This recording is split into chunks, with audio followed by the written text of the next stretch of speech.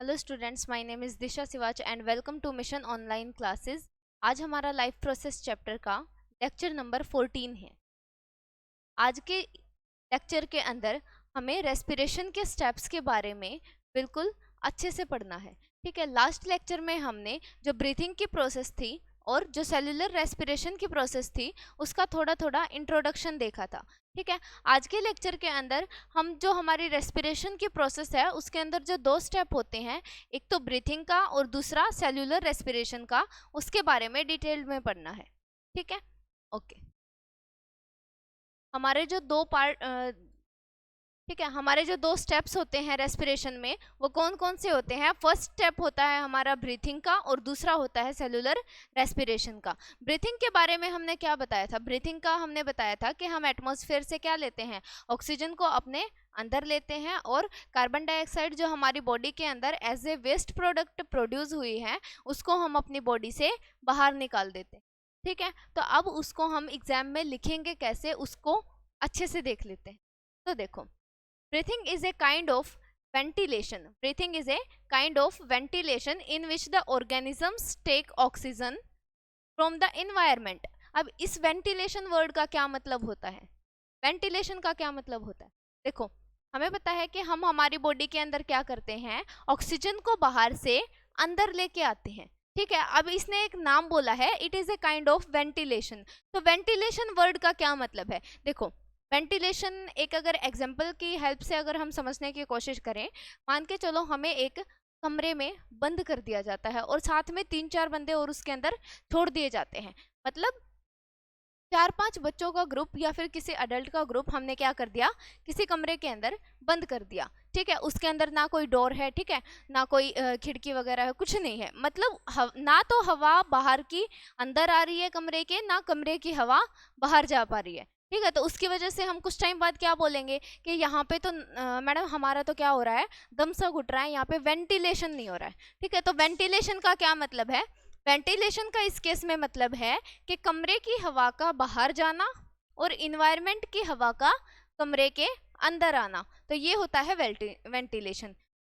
ठीक है, तो हमारी बॉडी में वेंटिलेशन का क्या मतलब होगा? वेंटिलेशन का मतलब होगा जो बॉडी की हवा है, ठीक है, बॉडी की जो कार्बन डाइऑक्साइड है उसका इन्वायरमेंट में छोड़ना और इन्वायरमेंट की जो ऑक्सीजन है उसका अपने अंदर लेके आना। तो वेंटिलेशन का मतलब पता चला। ठीक है, तो ब्रीथिंग क्या है? एक तरीके का वेंटिलेशन ही है, मतलब जिसके अंदर हम बाहर भी छोड़ेंगे हवा को और अंदर भी लेके जाएंगे, एक तरीके का वेंटिलेशन है। और उसके अंदर क्या होता है, ऑक्सीजन तो हमारी बॉडी के अंदर आती है, कहाँ से आती है? इन्वायरमेंट से आती है, and release of carbon dioxide. ठीक है, और हम क्या कर देते हैं, कार्बन डाइऑक्साइड को अपनी बॉडी के बाहर छोड़ देते हैं। तो इतनी बात आई समझ। उसके बाद in higher animals, mostly in mammals. ठीक है, हायर एनिमल्स का क्या मतलब है? मैमल्स। मैमल्स के अंदर कौन कौन आ गए? मैमल्स के अंदर हमारे ह्यूमन बींग्स आ गए।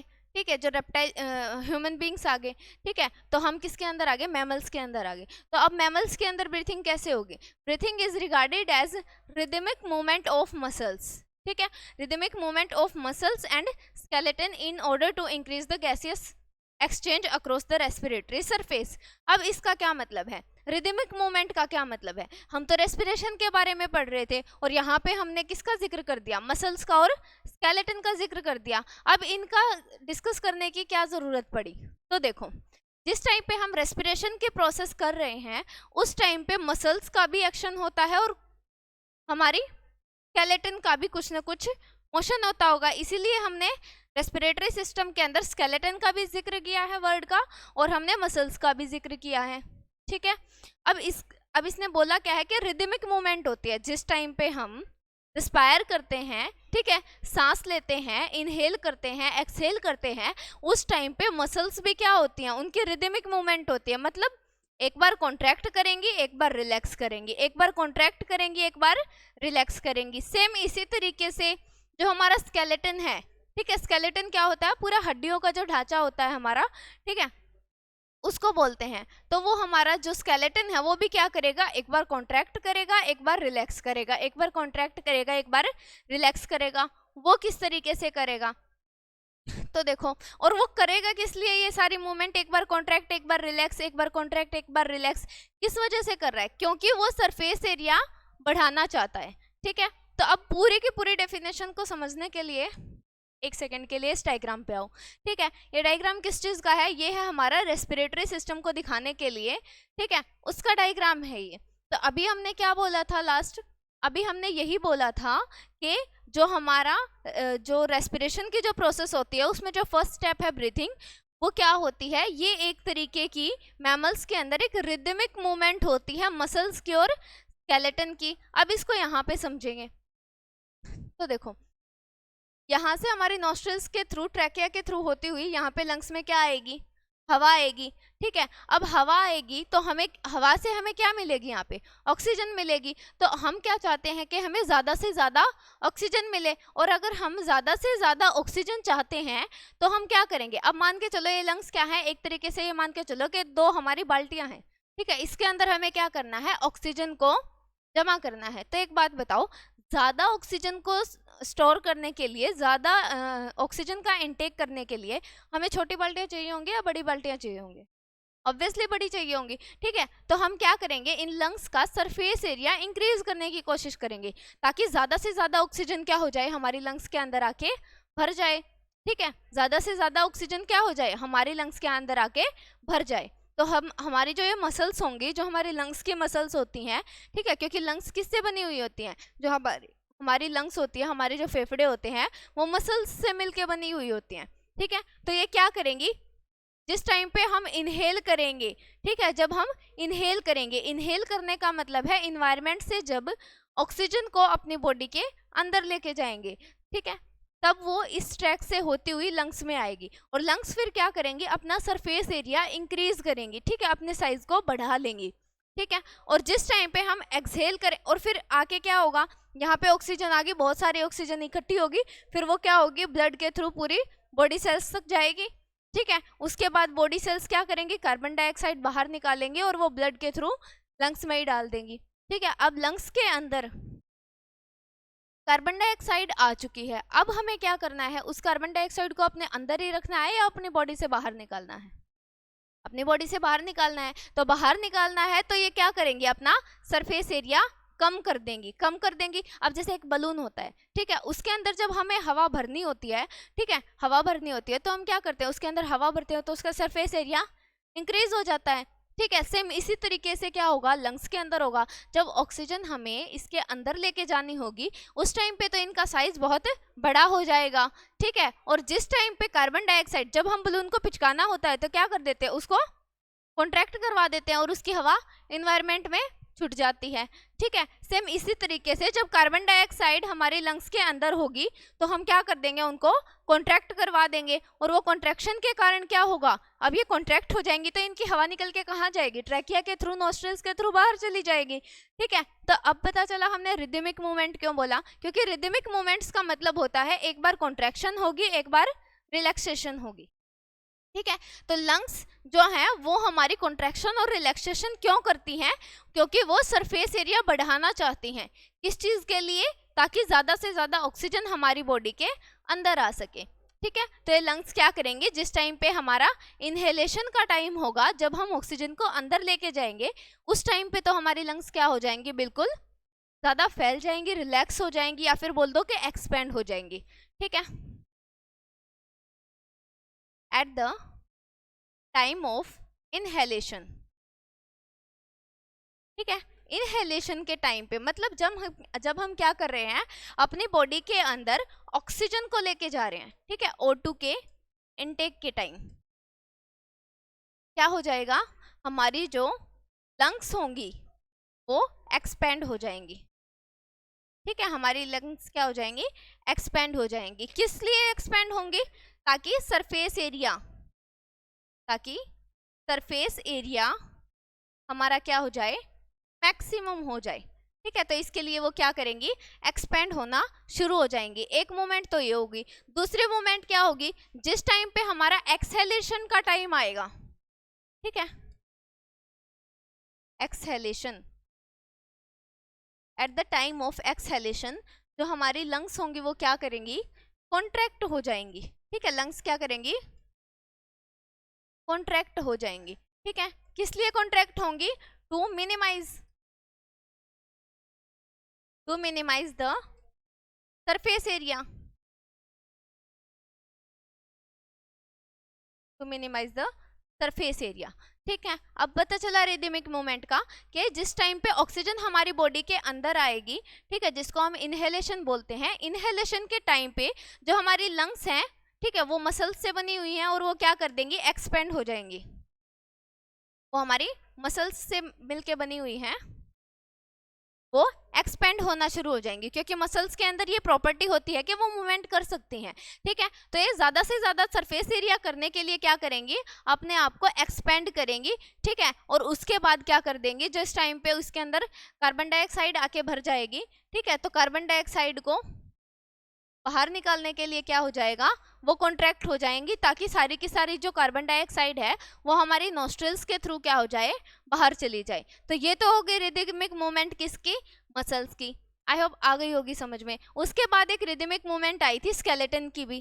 ठीक है, क्योंकि हमने यही बोला था कि मैमल्स के अंदर क्या होता है, रिदमिक मूवमेंट होती है किसकी, लंग्स की भी और स्केलेटन की भी। अब स्केलेटन का क्या मतलब है, अब ये जो हमारी लंग्स होती हैं वो रिब केज के अंदर, जो लंग्स होती हैं वो हमारी रिब केज के अंदर प्रेजेंट होती हैं।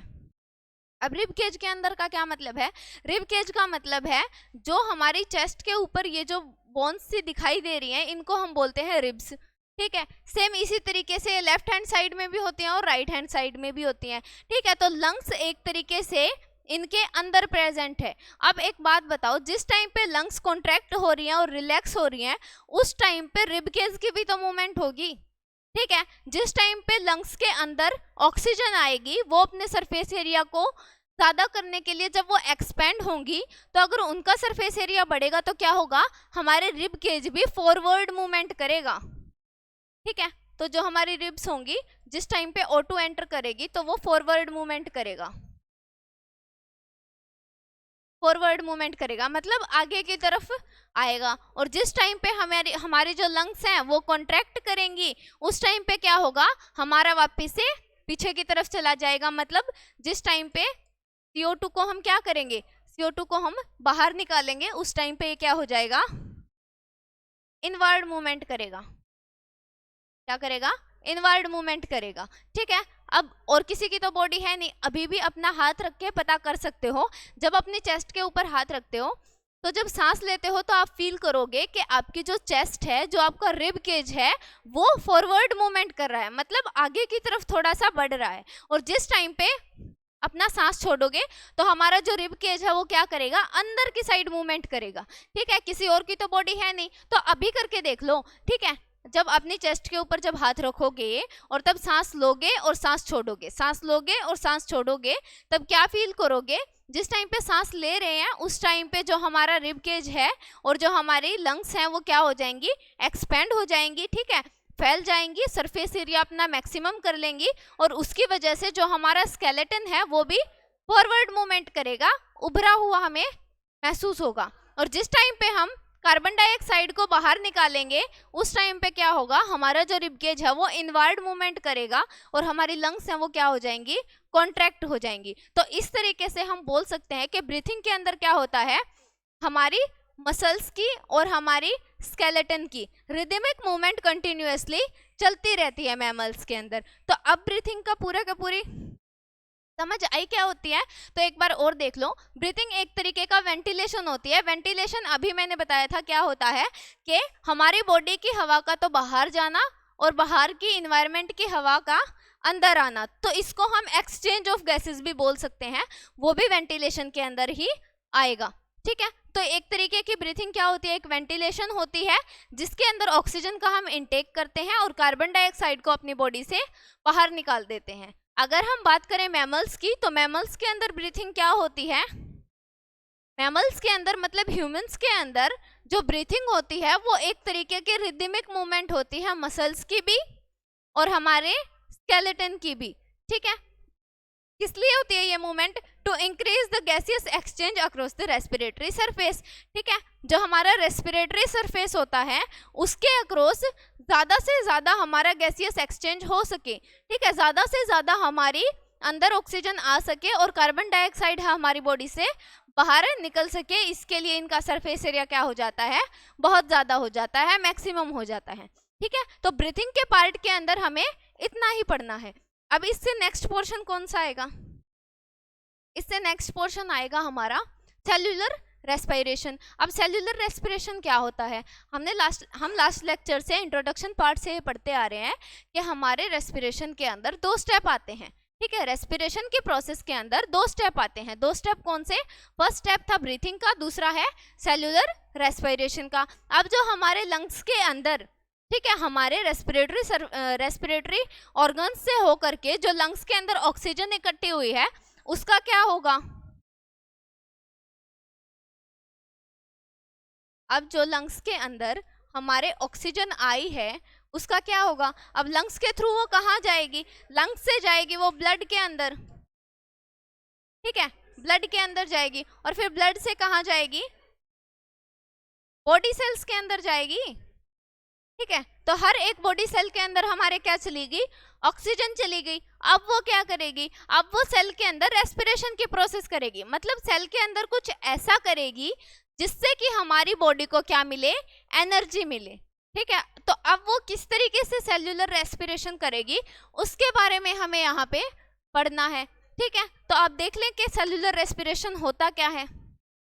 चलो, cellular respiration is a much more complex process.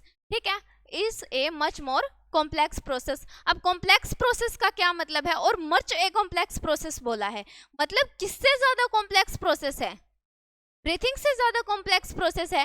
क्योंकि हमने ब्रीथिंग में क्या देखा, ब्रीथिंग भी एक तरीके की कॉम्प्लेक्स प्रोसेस ही थी। ठीक है, उसके अंदर अलग अलग टाइप के ऑर्गन्स का यूज करके हमने हवा, देखो कितने मुश्किल से लंग्स के पास भेजी थी, और हमारी बॉडी की जो कार्बन डाइऑक्साइड थी वो भी हमने क्या किया था, लंग्स के थ्रू बाहर भेजी थी, तो वो भी एक कॉम्प्लेक्स प्रोसेस थी। लेकिन जो सेल्यूलर रेस्पिरेशन की प्रोसेस है वो तो ब्रीथिंग से भी ज्यादा कॉम्प्लेक्स है। अब ऐसा क्या है इसके अंदर जो इतनी ज्यादा कॉम्प्लेक्स है, अकर इनसाइड द लिविंग सेल्स। अब इससे क्या बात पता चली कि ये जो सेल्यूलर रेस्पिरेशन की प्रोसेस होती है वो हमारी सेल्स के अंदर होती है।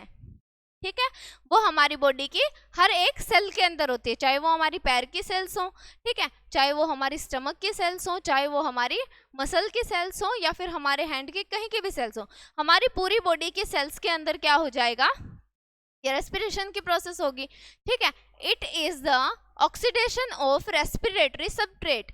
ठीक है, ये क्या होता है, रेस्पिरेटरी सबस्ट्रेट का ऑक्सीडेशन होता है।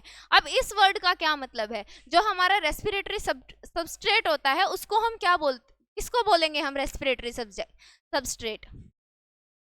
रेस्पिरेटरी सबस्ट्रेट वो होता है जो रेस्पिरेशन के प्रोसेस में सबसे ज्यादा क्या करेगा, अपना रोल प्ले करेगा। ठीक है, तो हमें पता है हमारी बॉडी की सेल के अंदर क्या होता है, ये तो हो गई हमारी न्यूक्लियस। ठीक है, ये हो गया हमारी न्यूक्लियस, और ये क्या हो गया हमारा साइटोप्लाज्म। ठीक है, अब हमने एक चीज और बताई थी, स्मॉल इंटेस्टाइन के थ्रू जो सिंपल फूड पार्टिकल्स होंगे वो हमारे ब्लड विलाई के थ्रू ब्लड में चले जाएंगे और वहां से हर एक सेल के अंदर डिस्ट्रीब्यूट कर दिए जाएंगे। ठीक है, पहुंचा दिए जाएंगे हर एक सेल तक। तो अब क्या होगा, हर एक सेल के अंदर इसका मतलब जो सिंपल फूड पार्टिकल्स हैं वो भी होंगे। ठीक है, अब इसके अंदर क्या है, सारे के सारे सिंपल फूड पार्टिकल्स भी हैं। तो सिंपल फूड पार्टिकल्स में कौन कौन आ गए, ग्लूकोज भी आ गया, ठीक है, अमाइनो एसिड्स भी आ गए, और हमारा ग्लिसरॉल भी आ गया। ठीक है, लेकिन हमने एक और चीज पढ़ी थी कि रेस्पिरेशन के प्रोसेस के अंदर हम बाकी सारे जितने भी ये सिंपल फूड पार्टिकल्स हैं उनका जिक्र हम नहीं करेंगे, क्योंकि रेस्पिरेशन में उनका कोई खास रोल नहीं होता है। रेस्पिरेशन के प्रोसेस में जो एनर्जी प्रोड्यूस होती है उसमें सबसे ज्यादा रोल किसका होता है, उसमें सबसे ज्यादा रोल होता है हमारा ग्लूकोज का। ठीक है, तो ये क्या है, एक सबस्ट्रेट है। सबस्ट्रेट तो ये सारे ही हैं, लेकिन हमने रेस्पिरेटरी सबस्ट्रेट वर्ड यूज किया है। ठीक है, तो ऑक्सीडेशन किसका होगा, रेस्पिरेटरी सबस्ट्रेट का होगा। मतलब कोई भी ऐसा मॉलिक्यूल जो हमारे रेस्पिरेशन में सबसे ज्यादा रोल प्ले करता है, जिससे हमारी बॉडी को क्या मिलती है, एनर्जी मिलती है। और वो चीज किससे होती है, वो हमारे इस ग्लूकोज से होती है। ठीक है, तो इसके अंदर हमने क्या पढ़ा है कि ये बहुत ही ज्यादा कॉम्प्लेक्स प्रोसेस है, ठीक है। रेस्पिरेशन जो है वो बहुत ही ज्यादा कॉम्प्लेक्स प्रोसेस है, और इस प्रोसेस के अंदर क्या होता है, हमारी जो बॉडी की सेल्स होती हैं, जो लिविंग सेल्स होती हैं, उनके अंदर ऑक्सीडेशन होता है रेस्पिरेटरी सबस्ट्रेट का। और रेस्पिरेटरी सबस्ट्रेट कौन है, हमारी हर एक बॉडी सेल के अंदर ग्लूकोज है, ठीक है। तो रेस्पिरेटरी सबस्ट्रेट किसको बोलेंगे हम, ग्लूकोज को बोलेंगे। In the cells resulting in the release of carbon dioxide and energy, ठीक है। जब उसका ऑक्सीडेशन होगा, ठीक है, जब इसका ग्लूकोज का ऑक्सीडेशन होगा, जब इस ग्लूकोज का ऑक्सीडेशन होगा तो ये किसकी फॉर्मेशन कर देगा, कार्बन डाइऑक्साइड की, वाटर की, और ढेर सारी एनर्जी की क्या करेगा, ये रिलीज करेगा, ठीक है।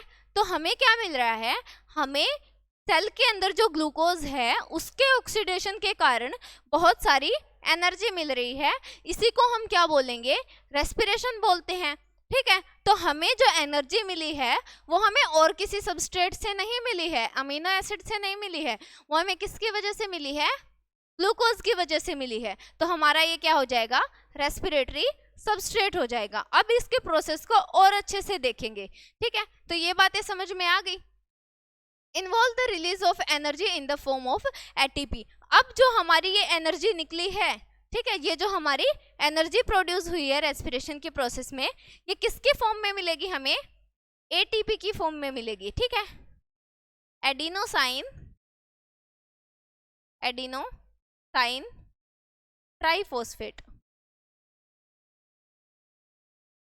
एडिनोसाइन ट्राइफॉस्फेट, ठीक है, ये एटीपी की फुल फॉर्म होती है। इसके बारे में ब्रीफ में बिल्कुल अच्छे से स्टडी करेंगे आगे कि क्या चीज़ होती है। अभी के लिए क्या समझो, अभी के लिए बस इतना समझ लो कि हमारी जो सेल्स होती हैं उसके अंदर हमारा एक रेस्पिरेटरी सबस्ट्रेट होता है, कौन, ग्लूकोज। उस ग्लूकोज को क्या करती है, लंग्स से ब्लड के थ्रू आकर के ऑक्सीजन सेल में पहुंच जाती है, और वो सेल क्या करेगी, उस ग्लूकोज का ब्रेक डाउन करेगी, ठीक है। यही बात पढ़ते आ रहे हैं ना पीछे से कि ऑक्सीजन क्या करेगी, ग्लूकोज का ब्रेक डाउन करेगी। बहुत नालायक है ये, ठीक है। आते ही क्या कर देगी, यहाँ पे तोड़फोड़ मचा देगी, उसका ब्रेक डाउन कर देगी, ठीक है। तो अब इसका जो ब्रेक डाउन हुआ है उसकी वजह से क्या प्रोड्यूस हो रहा है, कार्बन डाइऑक्साइड, वाटर और एनर्जी, बहुत सारी एनर्जी यहाँ पे प्रोड्यूस हो रही है, ठीक है। अब वो जो एनर्जी है वो ऐसे ही तो बिखरती हुई नहीं चलेगी, ठीक है। अब वो जो एनर्जी होगी उसको हम एटीपी की फॉर्म में अपनी बॉडी के अंदर रख लेंगे, ठीक है।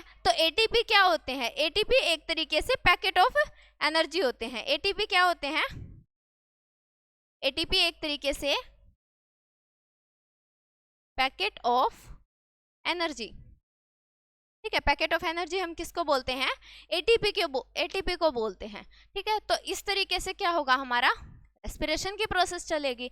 अब अगर इसको और भी अच्छे से स्टेप वाइज देख लें, ठीक है, और भी अच्छे से स्टेप वाइज देख ले तो कैसा रहेगा, चलो देखते हैं, ठीक है।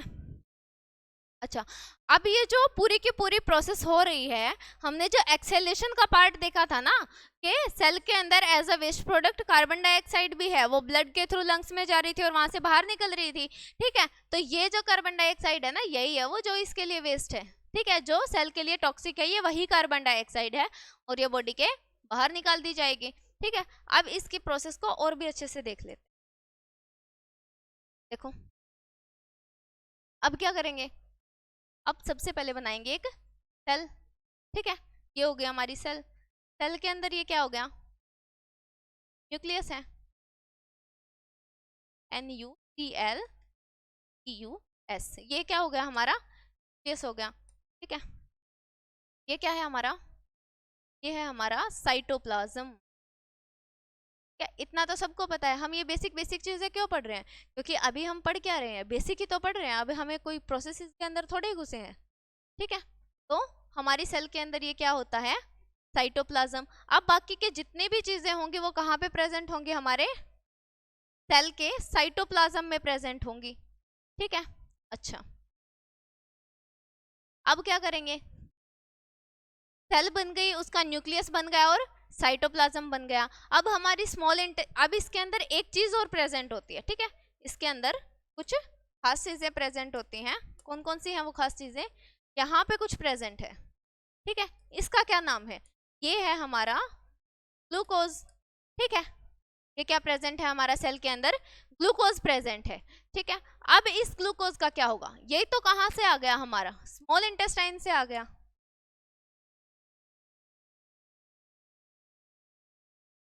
स्मॉल इंटेस्टाइन के थ्रू फिर कहाँ आया? ब्लड के अंदर आ गया, और फिर ब्लड से कहाँ आ गया? सेल के अंदर आ गया। ठीक है, तो हमारे इंटेस्टाइन से जो as a simple food material क्या आ गया? यहाँ पे ग्लूकोज आ गया। ठीक है, अब क्या होगा? अब हमारे लंग्स से क्या आएगी? ऑक्सीजन यहाँ पे एंट्री करेगी। ठीक है, लेकिन अब तक हम क्या पढ़ते आ रहे थे कि ग्लूकोज का ब्रेकडाउन कौन करेगी? ऑक्सीजन करेगी। ठीक है, ऑक्सीजन क्या करेगी? आते ही ग्लूकोज का ब्रेकडाउन करेगी, लेकिन ऐसा नहीं होता है। ठीक है, ऑक्सीजन नालायक है, तोड़फोड़ करती है, लेकिन वो ऐसा नहीं है कि कहीं पे भी ग्लूकोज देखा और उसका ब्रेकडाउन कर दिया, कहीं पे भी ग्लूकोज देखा और उसका ब्रेकडाउन कर दिया। ठीक है, तो अब तक क्या पढ़ते आ रहे थे कि ग्लूकोज का ब्रेकडाउन कौन कर रही है? ऑक्सीजन कर रही है। तो क्या वो गलत था? वो गलत नहीं था। ठीक है, क्योंकि अब ऐसा नहीं है, क्योंकि हमने शुरुआत में क्या पढ़ा था रेस्पिरेशन में, सेलुलर रेस्पिरेशन में, कि जो हमारी सेलुलर रेस्पिरेशन है वो बहुत ही ज़्यादा कॉम्प्लेक्स प्रोसेस है। अब सीधा तो ये स्टेप हुआ नहीं होगा कि सीधी आई ऑक्सीजन, उसने ग्लूकोज के ऊपर अटैक किया और कार्बन डाइऑक्साइड वाटर और किसके अंदर कन्वर्ट कर दिया? उसको एनर्जी प्रोड्यूस कर दी वहाँ से। ठीक है, ये जो प्रोसेस होती है वो बिल्कुल स्टेप वाइज होती है। ठीक है, तो अब तक जब सेल के अंदर ऑक्सीजन आई है और यहाँ पे क्या है? हमारा ग्लूकोज है, तो क्या करेगी ऑक्सीजन? आते ही ग्लूकोज का ब्रेकडाउन नहीं करेगी। तो फिर क्या होगा? क्या होना चाहिए इसके साथ? अब जो ये हमारा ग्लूकोज है, ठीक है, ये ग्लूकोज है, उसका ब्रेकडाउन ऑक्सीजन नहीं करेगी। तो पहले स्टेप के अंदर क्या होगा? ये ग्लूकोज इस साइटोप्लाज्म के अंदर ही क्या करेगा? पाइरुवेट के अंदर चेंज हो जाएगा। इस ग्लूकोज का क्या होगा? ब्रेकडाउन होगा। ठीक है, ग्लूकोज का क्या होगा? ब्रेकडाउन होगा। ऐसा मत समझो कि ऑक्सीजन ग्लूकोज का कुछ नहीं बिगाड़ेगी, ग्लूकोज का ब्रेकडाउन तो ऑक्सीजन ही करेगी। ठीक है, लेकिन वो आगे स्टेप वाइज बताएंगे कि वो कहाँ पे करेगी। ठीक है, रेस्पिरेशन के प्रोसेस में ग्लूकोज का और ऑक्सीजन का ही रोल मस्ट होता है इसके अंदर। ठीक है, सबसे ज्यादा रोल किसका होता है? ऑक्सीजन का और ग्लूकोज का ही होता है। लेकिन थोड़ी शांति रखो, इसको स्टेप वाइज जब देखेंगे तो पता चल जाएगा कहाँ पे रोल होता है उसका। ठीक है, तो इसमें रोल तो प्ले अपना ऑक्सीजन ही करेगी, लेकिन सबसे पहले क्या होगा? सबसे पहले जो ग्लूकोज है वो पाइरुवेट के अंदर चेंज हो जाएगा। ठीक है, टूट जाएगा। ग्लूकोज को ऑक्सीजन ने आके ब्रेकडाउन नहीं किया, ये क्या हो गया? अपने आप ही इसका ब्रेकडाउन हो गया। किसके अंदर हो गया? पाइरुवेट के अंदर। अब ये पाइरुवेट क्या होता है? हमने तो नहीं सुना क्या होता है पाइरुवेट। जिस तरीके से भाई ये भी एक कंपाउंड ही होता है, जिस तरीके से ग्लूकोज एक कंपाउंड है, उसी तरीके से पाइरुवेट भी क्या होता है? एक कंपाउंड होता है। ठीक है, अब है ये किस तरीके का कंपाउंड? ठीक है, ये तो बोल दिया, हमने मान भी लिया कि ये एक कंपाउंड होता है, लेकिन ये किस तरीके का कंपाउंड होता है? तो ये होता है 3 कार्बन एटम वाला कंपाउंड। ठीक है, ये एक ऐसा कंपाउंड है जिसके अंदर कार्बन के 3 एटम्स प्रेजेंट हैं। और ग्लूकोज के अंदर कितने प्रेजेंट हुआ करते थे? फॉर्मूला भूल गए? C6H12O6, ये हमारा ग्लूकोज का फॉर्मूला हुआ करता था। ठीक है, तो ग्लूकोज का फॉर्मूला क्या है? C6H12O6। तो इस फॉर्मूले के अंदर कार्बन के कितने एटम दिखाई दे रहे हैं? C6, 6 एटम है ना कार्बन के, 6 एटम प्रेजेंट है। ठीक है, और वो अचानक से किसके अंदर हमारे जो सेल है उसमें ग्लूकोज अपने आप कैसे किसमें ब्रेकडाउन हो गया? पाइरुवेट के अंदर ब्रेकडाउन हो गया उसका। ठीक है, अब मैंने इतनी सारी चीजें आपको बताई हैं, तो मैं एटलीस्ट एक क्वेश्चन तो पूछ ही सकती हूँ कि जो हमारा ग्लूकोज है उसके अंदर कार्बन के 6 एटम प्रेजेंट हैं। ठीक है, उसके अंदर ग्लूकोज के अंदर कार्बन के 6 एटम प्रेजेंट है। और मैंने ये भी बता दिया कि ये ब्रेकडाउन किसके अंदर हो रहा है? पाइरुवेट के अंदर ब्रेकडाउन हो रहा है। और पाइरुवेट 3 कार्बन के एटम से बना हुआ है। ठीक है, यहाँ पे 6 कार्बन के एटम थे, यहाँ पे 3 कार्बन के एटम है। तो अब मुझे ये बताओ, जो ग्लूकोज है वो सिर्फ और सिर्फ किसके अंदर कन्वर्ट होगा? पाइरुवेट में कन्वर्ट होगा। ठीक है, अब मैंने यहाँ पे बता दिया कि ग्लूकोज जो है वो 6 कार्बन एटम का मॉलिक्यूल है। ठीक है, कंपाउंड है और पाइरुवेट है वो 3 कार्बन के एटम का कंपाउंड है। तो अब मुझे ये बताओ कि अब कितने और पाइरुवेट के कंपाउंड बन सकते हैं, कितने और पाइरुवेट के कंपाउंड और बन सकते हैं। बिल्कुल लॉजिकल सी बात है, चलो मैं ही बता देती हूँ। जो ग्लूकोज है उसके अंदर 6 कार्बन के एटम है, ठीक है, 6 कार्बन के एटम है। एक पाइरुवेट ने क्या कर लिया, उसके 3 कार्बन के एटम ले लिए, ठीक है। अब 3 कार्बन के एटम ले लिए, टोटल कितने थे, टोटल थे 6, माइनस कितने हो गए 3, तो बच गए कितने, 3 कार्बन के एटम बन गए, ठीक है, 3 कार्बन के एटम बच गए, ठीक है। तो बाकी के 3 कार्बन के एटम भी क्या करेंगे, अब 3 कार्बन के एटम आपस में मिलके पाइरुवेट की फॉर्मेशन कर सकते हैं या नहीं कर सकते, कर सकते हैं। तो इसका मतलब हम क्या बोल सकते हैं, जो हमारा ग्लूकोज है जिसके अंदर 6 कार्बन के एटम है, वो किसके अंदर कन्वर्ट होगा, सबसे पहले वो अपना ब्रेकडाउन खुद ही कर लेगा, वो अपने आप ही टूट जाएगा पाइरुवेट के अंदर। और पाइरुवेट के भी कितने कंपाउंड बनेंगे, पाइरुवेट के भी हमारे 2 कंपाउंड बनेंगे। एक ग्लूकोज का मॉलिक्यूल क्या करेगा, 2 पाइरुवेट के कंपाउंड्स को बनाने में एबल है, ठीक है। तो सबसे पहले हमारा क्या हुआ है, जो हमारी सेल है, इस सेल के अंदर कौन प्रेजेंट है, इस सेल के अंदर हमारा ग्लूकोज प्रेजेंट है। और वो ग्लूकोज के ऊपर सबसे पहले किसका अटैक नहीं होगा, ऑक्सीजन का कोई अटैक नहीं होगा अभी, ठीक है। उसके अंदर पहले क्या होगा, वो ग्लूकोज खुद ही किसके अंदर ब्रेक डाउन हो जाएगा, ग्लूकोज का पाइरुवेट के अंदर, ठीक है। और हमें एक चीज का पता है कि जो ग्लूकोज है उसके अंदर 6 कार्बन के एटम है और पाइरुवेट के अंदर 3 कार्बन के एटम है। तो बचे कितने एटम हमारे पास, 3 कार्बन के एटम बचे, ठीक है। उन 3 कार्बन के एटम से एक और पाइरुवेट जनरेट हो जाएगा, ठीक है। तो हम क्या बोल सकते हैं, ग्लूकोज का ब्रेकडाउन अपने आप हो गया और वो किसके अंदर, 2 पाइरुवेट, एक और पाइरुवेट का कंपाउंड हमारे पास जनरेट हो जाएगा। तो एक ग्लूकोज के मॉलिक्यूल ने एक ग्लूकोज के मॉलिक्यूल ने क्या कर दिया, पूरा का पूरा हमें 2 पाइरुवेट दे दिए, ठीक है। हमारे पास 2 पाइरुवेट इकट्ठे हो गए। अब ये पूरी प्रोसेस है, जैसे कि हमारा नाम है, आपका नाम है, उसी तरीके से इसको भी कुछ नाम दे या ना दे, दे देते हैं, ठीक है। अब एक बात बताओ, इसके अंदर ब्रेकडाउन हो रहा है कि नहीं हो रहा, ग्लूकोज का पाइरुवेट के अंदर ब्रेकडाउन हो रहा है या नहीं हो रहा, हो रहा है, ठीक है। तो अगर बायोलॉजी के अंदर किसी भी चीज का ब्रेकडाउन हो रहा है तो उसके लिए हम क्या वर्ड यूज करते हैं, उसके लिए हम लाइसिस वर्ड यूज करते हैं। और यहाँ पे ग्लूकोज का ब्रेकडाउन हो रहा है, तो इसका मतलब ब्रेकडाउन हो रहा है, तो लाइसिस वर्ड तो मतलब इसमें आएगा ही आएगा इसका नाम रखने में, ठीक है। दूसरी चीज, इसमें ब्रेकडाउन हो किस चीज का रहा है, इसमें ब्रेकडाउन हो रहा है ग्लूकोज का, ठीक है। ग्लूकोज का हो रहा है तो हम क्या लगा देंगे, ग्लाइको, ग्लाइको। तो हमने इसका क्या नाम दे दिया, ग्लाइकोलाइसिस, ठीक है। जो सेलुलर रेस्पिरेशन है उसके अंदर हमने अब तक क्या पढ़ा है कि अब ये बताओ कि ये प्रोसेस हो कहाँ पे रही है, अगर ये ग्लूकोज हमारा साइटोप्लाज्म में था, ठीक है, अगर ये ग्लूकोज हमारा साइटोप्लाज्म में था तो ऑब्वियस सी बात है साइटोप्लाज्म में ही क्या हुआ होगा, पाइरुवेट की जनरेशन हुई होगी, ठीक है। तो जो हमारे पाइरुवेट की फॉर्मेशन हुई है वो भी कहाँ पे हुई है, हमारे साइटोप्लाज्म के अंदर, ठीक है। तो ये पूरी की पूरी जो प्रोसेस है वो साइटोप्लाज्म के अंदर हो रही है। कौन सी प्रोसेस, जो ग्लाइकोलाइसिस की प्रोसेस है वो। तो ग्लाइकोलाइसिस की प्रोसेस क्या होती है, ये बात आई समझ में कि जो ग्लूकोज है हमारा 6 कार्बन एटम का जो मॉलिक्यूल है उसका हमने क्या कर दिया, पाइरुवेट के अंदर ब्रेक डाउन करवा दिया। पाइरुवेट भी क्या है, इसी की तरीके का एक, ठीक है, कंपाउंड है, कोई मॉलिक्यूल है, ठीक है।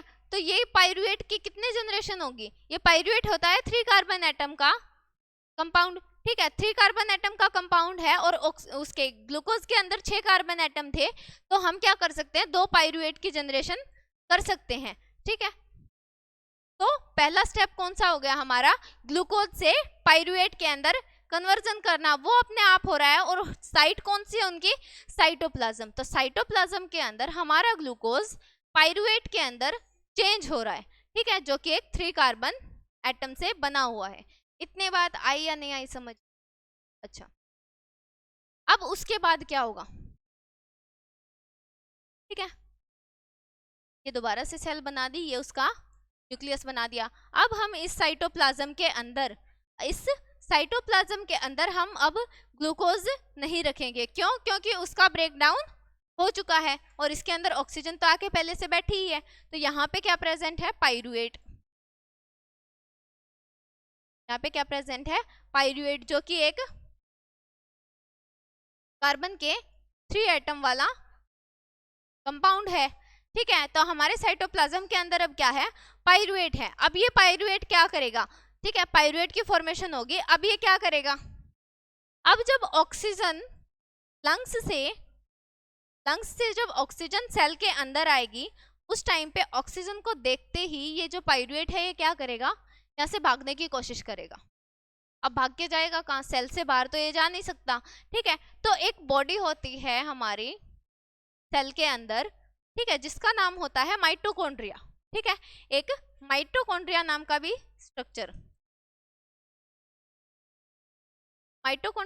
भी स्ट्रक्चर हमारी सेल के अंदर प्रेजेंट होता है। ये हमारी एक सेल ऑर्गेनेली होती, ठीक है। तो अब ये पाइरुवेट क्या करेगा, ये पाइरुवेट इस माइटोकॉन्ड्रिया के अंदर एंटर कर जाएगा, ठीक है। तो ये C3 मतलब कार्बन के 3 एटम वाला कंपाउंड है। अब ये कहाँ चला गया, माइटोकॉन्ड्रिया के अंदर चला गया। किसको देख के चला गया, ऑक्सीजन को। अब ऑक्सीजन जबकि चुपचाप बैठी थी, ऑक्सीजन ने क्या किया, सेल में एंटर कर लिया था और ये जब से बिल्कुल चुपचाप बैठी थी, क्योंकि ग्लूकोज अपने आप पाइरुवेट के अंदर चेंज हो रहा था। वो बोली कि अभी मैं कुछ नहीं कर रही, मैं तेरा कोई ब्रेकडाउन नहीं कर रही, ठीक है। अब ये सोचेगी कि इतनी देर हो गई बैठे बैठे, कुछ तो शैतानी करनी पड़ेगी, ठीक है। अब ये क्या करेगी, अब इस पाइरुवेट के पीछे पीछे ये कहाँ जाएगी, ऑक्सीजन, ये ऑक्सीजन भी माइटोकॉन्ड्रिया के अंदर चली जाएगी, ठीक है।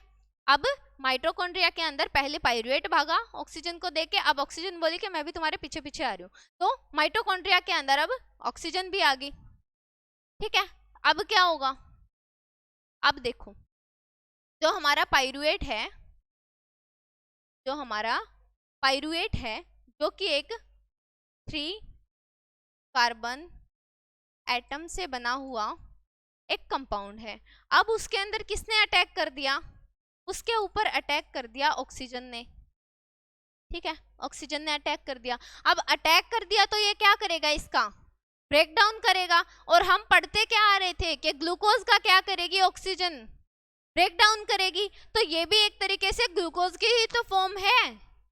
अब आई बात समझ में कि ऑक्सीजन क्यों कर रही है ग्लूकोज का ब्रेकडाउन, तो डायरेक्टली ग्लूकोज का नहीं करेगी, वो किसका करेगी, जो ग्लूकोज के टूटी हुई जो फॉर्म्स हैं उनका क्या करेगी, ऑक्सीडेशन करेगी। ऑक्सीडेशन का मतलब है ऑक्सीजन आके उनको तोड़ेगी, उनका ब्रेकडाउन करेगी। तो अब ये जो पाइरुवेट है इसका ब्रेकडाउन कौन करेगी, ऑक्सीजन करेगी। और ऑक्सीजन अगर इनका ब्रेकडाउन करेगी तो कुछ ना कुछ तो इनके टुकड़े होंगे, ठीक है। तो ये पाइरुवेट किसके अंदर चेंज हो जाएगा, पाइरुवेट चेंज हो जाएगा कार्बन डाइऑक्साइड के अंदर प्लस वाटर के अंदर और प्लस ढेर सारी एनर्जी के अंदर। यहाँ पे जो एनर्जी है वो मैक्सिमम अमाउंट में प्रोड्यूस होगी, ठीक है, वो मैक्सिमम अमाउंट में एनर्जी यहाँ पे प्रोड्यूस होगी, ठीक है। अब ये बात आई समझ के, जो पाइरुवेट है अपना 3 कार्बन एटम वाला कंपाउंड है, वो किसके अंदर कन्वर्ट हो गया, उसको ऑक्सीजन ने क्या कर दिया, तोड़ दिया, उसको ब्रेक डाउन कर दिया। अब ब्रेक डाउन किया है तो उसके कुछ ना कुछ तो टुकड़े बेचारे के बने होंगे।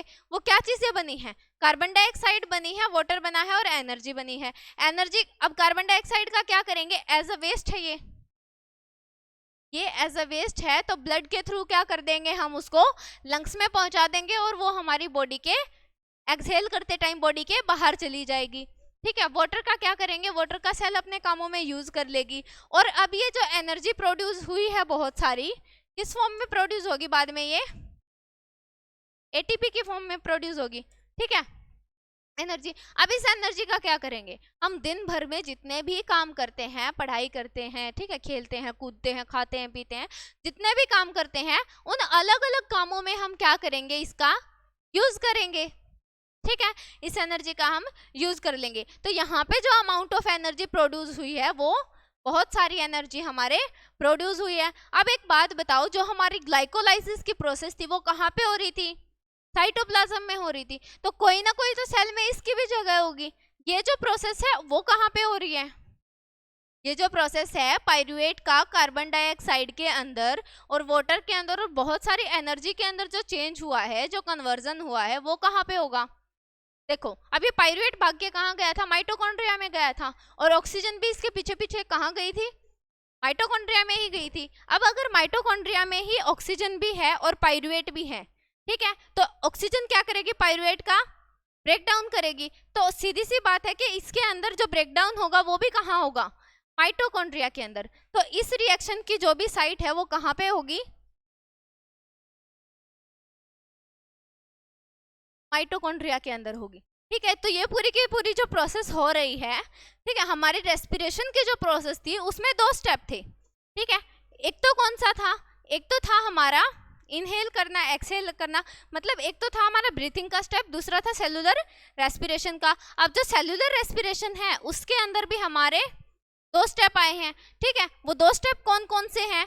2 स्टेप हैं, एक तो हमारा ग्लाइकोलाइसिस का स्टेप है और दूसरा हमारा वो स्टेप है जिससे हमारी एनर्जी प्रोड्यूस हुई है। ठीक है, तो अब ये जो सेल्यूलर रेस्पिरेशन है इसका मतलब वो कहाँ पे होगी? पूरी की पूरी सेल में भी होगी। अब सेल में इसके 2 स्टेप बन रहे हैं। ठीक है, वो 2 स्टेप कहाँ पे होंगे? जो इसका फर्स्ट स्टेप होगा जिसके अंदर ग्लूकोज पाइरुवेट के अंदर चेंज होगा, वो स्टेप कहाँ पे होगा? वो होगा सेल के साइटोप्लाज्म में। और जो इसका दूसरा स्टेप है जहां से एनर्जी रिलीज होगी वो कहाँ पे होगा? इसका माइटोकॉन्ड्रिया में होगा। क्योंकि एनर्जी किससे मिल रही है हमें? जब ऑक्सीजन पाइरुवेट का क्या कर रही है? ऑक्सीडेशन कर रही है या फिर ब्रेक डाउन कर रही है, तो क्या हो रही है? बहुत सारी एनर्जी रिलीज हो रही है। तो हमारी जो सेल्यूलर रेस्पिरेशन है उसके 2 स्टेप कहाँ कहाँ पे हो रहे हैं? फर्स्ट स्टेप तो हो रहा है उसका ग्लाइकोलाइसिस का स्टेप साइटोप्लाज्म में, और दूसरा हो रहा है उसका माइटोकॉन्ड्रिया में। ठीक है, अब समझ में आया माइटोकॉन्ड्रिया को हम power house of the cell क्यों बोलते हैं? माइटोकॉन्ड्रिया क्या होता है? Power house of cell. Power house of cell mitochondria को क्यों बोला? क्योंकि यहाँ पे बहुत ज्यादा एनर्जी प्रोड्यूस हो रही है, इसीलिए तो power house of the cell बोला। अब आ गई बात समझ में कि ये जो बहुत सारी एनर्जी प्रोड्यूस हो रही है ये कहाँ पे प्रेजेंट हो रही है? ये प्रोड्यूस हो रही है हमारी माइटोकॉन्ड्रिया के अंदर। अब अगर माइटोकॉन्ड्रिया में इतनी सारी एनर्जी प्रोड्यूस हो रही है तो हम इसको क्या बोलेंगे? कि ये पावर हाउस है। किसका है? अब सेल के अंदर माइटोकॉन्ड्रिया है तो ऑब्वियस सी बात है कि सेल का ही पावर हाउस होगा। तो सेल का पावर हाउस कौन है? माइटोकॉन्ड्रिया है। और माइटोकॉन्ड्रिया किसकी वजह से है? क्योंकि पाइरुवेट का इसमें क्या हो रहा है? ऑक्सीडेशन हो रहा है, और उस ऑक्सीडेशन के कारण ऑक्सीजन ने जो इसका ब्रेकडाउन किया है उसके कारण बहुत सारी एनर्जी प्रोड्यूस हो रही है। ठीक है, तो ये क्या थे? ये हमारे स्टेप थे सेलुलर रेस्पिरेशन के। लेकिन ये जो स्टेप आए हैं वो आए किसकी वजह से हैं?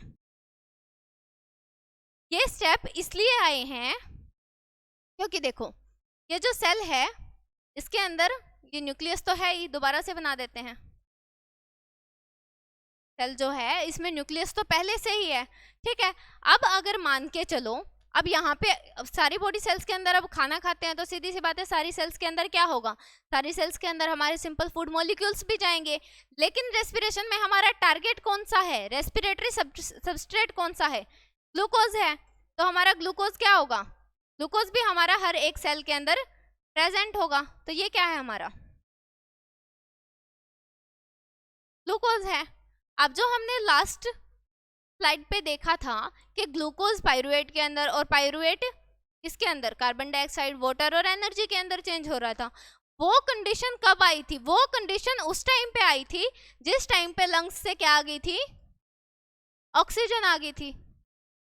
अब अगर मान के चलो कि ऑक्सीजन सेल के पास नहीं पहुंचती है तो किस तरीके से रेस्पिरेशन होगा?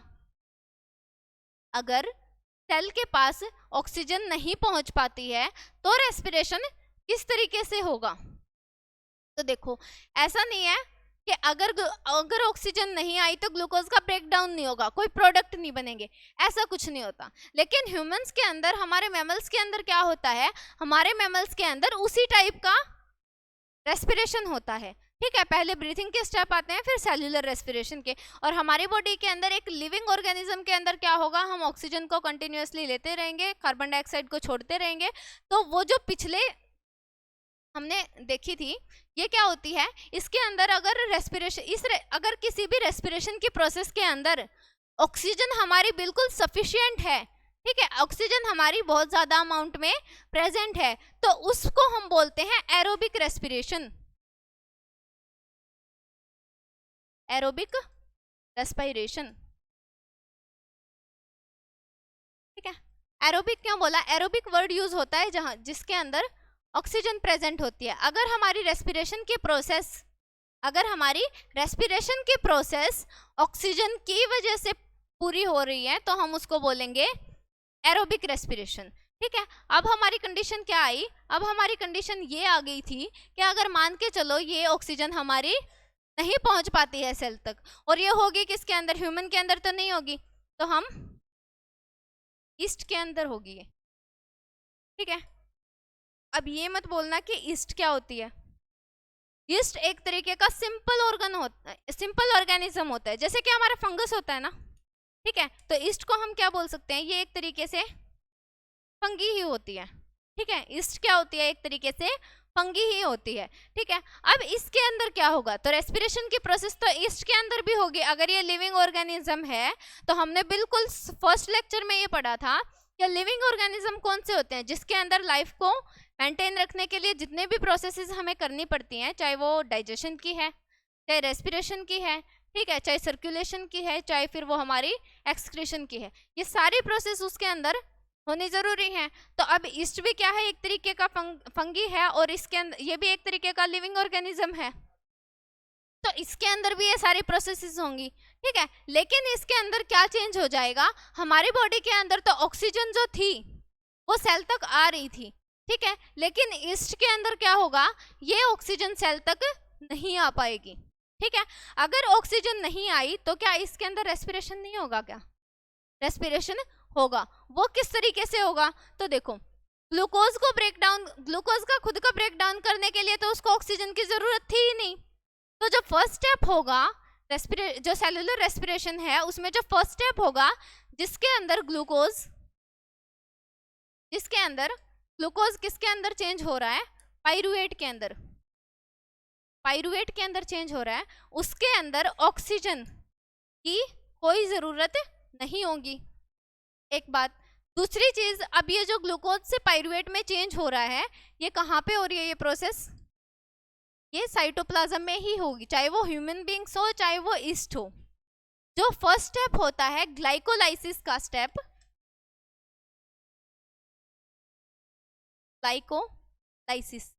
जो ग्लाइकोलाइसिस का स्टेप होता है हमारा फर्स्ट, वो कहाँ पे होता है, साइटोप्लाज्म में होता है, और इसके लिए हमें किसी भी ऑक्सीजन के मॉलिक्यूल की ज़रूरत नहीं होती। तो इसके अंदर रेस्पिरेशन का जो फर्स्ट स्टेप था सेलुलर रेस्पिरेशन का, उसके अंदर क्या हुआ, ग्लाइकोलिसिस की प्रोसेस होगी। इतनी बात तो आई समझ, वो तो पिछले में भी हो रहा था, एरोबिक रेस्पिरेशन में मैमल्स में भी हो रहा था। इसके अंदर क्या होगा, देखो यहाँ तक तो रहेगा सबका सेम। उसके बाद अब क्या करना है, हमें पाइरुवेट का ब्रेकडाउन करना है। क्यों, क्योंकि हमें एनर्जी चाहिए, और एनर्जी आएगी कहाँ से, पाइरुवेट के ब्रेकडाउन से आएगी। अब पाइरुवेट का ब्रेकडाउन करने के लिए हमारे पास ऑक्सीजन तो आई नहीं है, तो अब इसका ब्रेकडाउन किसके अंदर होगा, अगर ऑक्सीजन आ तो जाती तो कार्बन डाइऑक्साइड, वाटर और एनर्जी के अंदर इसका क्या हो जाता, ब्रेकडाउन हो जाता। लेकिन अब जब इसके अंदर ऑक्सीजन अब्सेंट है, अगर ऑक्सीजन अब्सेंट होगी तो अब इसका किसके अंदर चेंज होगा, तो देखो ईस्ट के अंदर जो हमारा पाइरुवेट होगा वो दो चीजों के अंदर चेंज हो जाएगा। कौन कौन सी, एक तो होगा कार्बन डाइऑक्साइड प्लस में दूसरा होगा इथेनॉल, ठीक है, ethanol plus short amount of energy, ठीक है, थोड़ी बहुत उसके अंदर एनर्जी रिलीज होगी। हाँ, अब ये जो ईस्ट की प्रोसेस होती है, हमें कैसे पता चलेगा कि ईस्ट के अंदर ऐसे ऐसी चीजें चल रही हैं, तो ईस्ट कहाँ पे प्रेजेंट होते हैं, देखो जो हमारी ब्रेड की फॉर्मेशन होती है, वो ब्रेड कैसे बनाते हैं, हम पहले डो तैयार करते हैं, किसका, मैदे का, ठीक है। मान लो हमने पहले क्या किया, मैदे का डो तैयार कर लिया, फिर उसके अंदर हम एक चीज क्या करते हैं, चाहे उसको छोड़ो, ब्रेड शायद घर पे ना भी बनाए होंगे लेकिन भटूरे जरूर बनाए होंगे, ठीक है। तो आपकी जो मदर होती है वो कैसे बनाती है भटूरे, सबसे पहले उसका डो तैयार करती है, उसके अंदर पानी वानी मिला के, नमक जो भी मिलाना है उसको मिला के एक डो तैयार करती है। उसके बाद क्या करी, एक गिलास के अंदर क्या करेगी, या फिर एक कटोरी के अंदर थोड़ा सा पानी ले करके, ठीक है, उसके अंदर क्या कर देगी, थोड़ी सी शुगर मिला देगी और उसके बाद थोड़ी सी ईस्ट उसके अंदर मिला देगी, ठीक है, थोड़ी सी ईस्ट का पाउडर उसके अंदर मिला देगी, ठीक है, इसी ईस्ट का पाउडर मिलाती है वो, ठीक है। उससे क्या होगा डो के अंदर, देखो ईस्ट क्या करेगी, फिर उससे क्या करेंगे, उसकी गुथाई करी जाएगी, ठीक है, उसको अच्छे से गूंद लेंगे, उसके अंदर डो के अंदर उसको मिक्स कर देंगे। अब ऐसा कभी भी नहीं होता कि हम डो को डायरेक्टली यूज कर लेते हैं, डायरेक्टली यूज नहीं करते, उसको 15-20 मिनट के लिए एक साइड में रख देते हैं। और जब हम 15-20 मिनट के बाद उस डो को देखते हैं, कब देखते हैं, जब हमने ईस्ट उसके अंदर मिला दी थी, उसके 15-20 मिनट के बाद देखते हैं, तो अगर हमने इतना सा डो रखा था तो उसका साइज ज्यादा हुआ मिलेगा। अब वो ज्यादा किसकी वजह से हुआ है, रोज जो हम घर पे आटा लगाते हैं उसका साइज तो बड़ा हुआ नहीं मिलता, लेकिन हमने जो भटूरे के लिए डो तैयार किया था उसके अंदर जब हमने ईस्ट डाली और उसको जब 15-20 मिनट के बाद चेक किया तो उसको हमें क्या मिला, उसका हमें साइज बड़ा हुआ मिला। वो साइज किसने बढ़ाया है, तो देखो इस स्टेप के अंदर हमने देख तो लिया कि जो ईस्ट थी उसकी वजह से हमारे डो का साइज ज्यादा हो गया। क्यों, क्योंकि ईस्ट ने क्या किया, उसमें इसने वहां पे जा करके रेस्पिरेशन करना शुरू कर दिया। अब उसके अंदर ऑक्सीजन तो प्रेजेंट थी नहीं, डो के अंदर ऑक्सीजन तो जा नहीं पाई थी, ठीक है, तो फिर वहां पे क्या था, अब्सेंस थी ऑक्सीजन की, तो वो ईस्ट के अंदर जो ग्लूकोज है वो तो पाइरुवेट में चेंज हो गया होगा, क्योंकि ऑक्सीजन की तो वहां पे जरूरत ही नहीं थी। उसके बाद उसने डो में क्या किया, वो जो पाइरुवेट था वो ऑक्सीजन के अब्सेंस के अंदर कार्बन डाइऑक्साइड में, इथेनॉल में और थोड़ी सी एनर्जी में चेंज हो गया, ठीक है। अब उसका साइज क्यों बढ़ा, देखो जो हमारी कार्बन डाइऑक्साइड होती है वो क्या होती है, एक गैस होती है, तो कार्बन डाइऑक्साइड ने क्या कर दिया, उसका साइज बड़ा कर दिया, ठीक है। तो अब हम उसको जब दोबारा गूंथेंगे 15-20 मिनट के बाद तो उसका साइज थोड़ा सा कम हो जाएगा, उसका साइज थोड़ा सा कम हो जाएगा। क्यों, क्योंकि एक तरीके की गैस ही तो होती है कार्बन डाइऑक्साइड, उसको हमने क्या कर दिया, निकाल दिया तो उसका साइज थोड़ा सा कम हो जाएगा। हम कंप्लीटली एयर को बाहर नहीं निकाल पाते, हम कंप्लीटली एयर को बाहर नहीं निकाल पाते, इसीलिए जब हम ब्रेड को बेक करते हैं, ठीक है, जैसे ब्रेड बनाते हैं तो उसमें छोटे छोटे होल्स प्रेजेंट होते हैं, छोटे छोटे होल से दिखाई देते हैं, ठीक है। कभी ब्रेड लाके देखना घर पे, उसके अंदर थोड़े थोड़े होल से मिलेंगे, वो होल किसकी वजह से हैं, क्योंकि ईस्ट ने वहां पे रेस्पिरेशन किया और उस रेस्पिरेशन की वजह से जो कार्बन डाइऑक्साइड वहां पे प्रोड्यूस हुई थी उसने क्या कर दिया, पहले तो कार्बन डाइऑक्साइड उन्होंने गूंथ के निकालने की कोशिश करी, लेकिन उसके अंदर छोटे छोटे कार्बन डाइऑक्साइड के बबल्स तो फिर भी रह गए। वो कार्बन डाइऑक्साइड के बबल्स क्या करेंगे, वो कार्बन डाइऑक्साइड के बबल्स जो हमारी ब्रेड होती है उसके अंदर होल्स की फॉर्मेशन करेंगे, सेम इसी तरीके से भटूरे के अंदर होता है, ठीक है। अब एक और चीज देखो, ये तो बात आ गई समझ में, अब आ जाओ अपने टॉपिक के ऊपर। ईस्ट ने क्या किया, ईस्ट के अंदर रेस्पिरेशन कैसे होता है, ग्लूकोज का पाइरुवेट के अंदर कन्वर्जन हुआ पहले तो, ठीक है, ग्लाइकोलाइसिस हुई, उसके बाद अब्सेंस ऑफ ऑक्सीजन में वो कार्बन डाइऑक्साइड इथेनॉल और एनर्जी में कन्वर्ट हो गया, ठीक है। तो अब बोलोगे कि इसके अंदर इथेनॉल, हे भगवान, अल्कोहल, अल्कोहल भी प्रेजेंट है, ठीक है।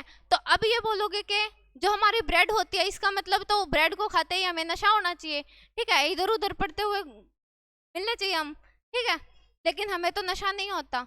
वो किस वजह से, अगर यहाँ पे इथेनॉल प्रेजेंट हो रही है तो बात तो सही है कि हमें क्या होना चाहिए, इसकी वजह से नशे की हालत में होना चाहिए, लेकिन ब्रेड खा के हमें क्यों नहीं होता, क्योंकि देखो वो जो हमने प्रोसेस पढ़ी है कि ये जो इथेनॉल और कार्बन डाइऑक्साइड प्रोड्यूस हो रही है, ठीक है, ये पढ़ी है जब हमने वो डो तैयार किया था। अब ऐसा तो है नहीं कि ब्रेड को जब उसका डो तैयार होता है या फिर भटूरे का जो डो होता है हम सीधा कच्चा ही उसको खा लेते हैं, ऐसा तो नहीं होता। अगर कच्चा खाओगे तो नशा हो सकता है क्योंकि इसके अंदर इथेनॉल प्रेजेंट है, ठीक है, लेकिन जब हम उसको पकाते हैं, जब हम उसको बेक करते हैं तो उस टाइम पे जो इथेनॉल है वो क्या हो जाता है,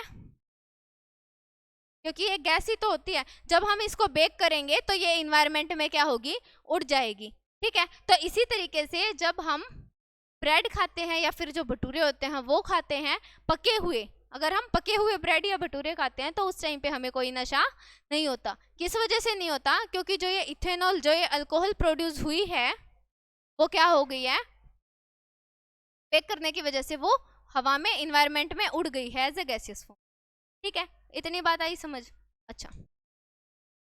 और जो ये इथेनॉल होता है वो 2 कार्बन का मॉलिक्यूल होता है, ठीक है, 2 कार्बन एटम प्रेजेंट होते हैं इथेनॉल के अंदर।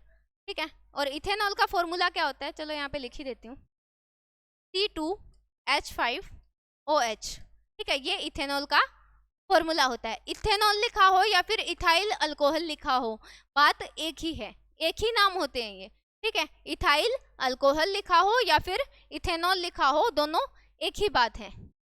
तो इतनी बात आई समझ में। जो हमारा सेल्यूलर रेस्पिरेशन है उसके अंदर जो फर्स्ट स्टेप होता है वो तो साइटोप्लाज्म में ही होगा। ठीक है, और अच्छा, इसके अंदर जो ये दूसरा स्टेप हुआ है जिसके अंदर हमारे इथेनॉल की कार्बन डाइऑक्साइड की और एनर्जी की फॉर्मेशन हुई है, वो स्टेप किसके अंदर होगा, वो स्टेप भी यहाँ पे साइटोप्लाज्म के अंदर ही होगा।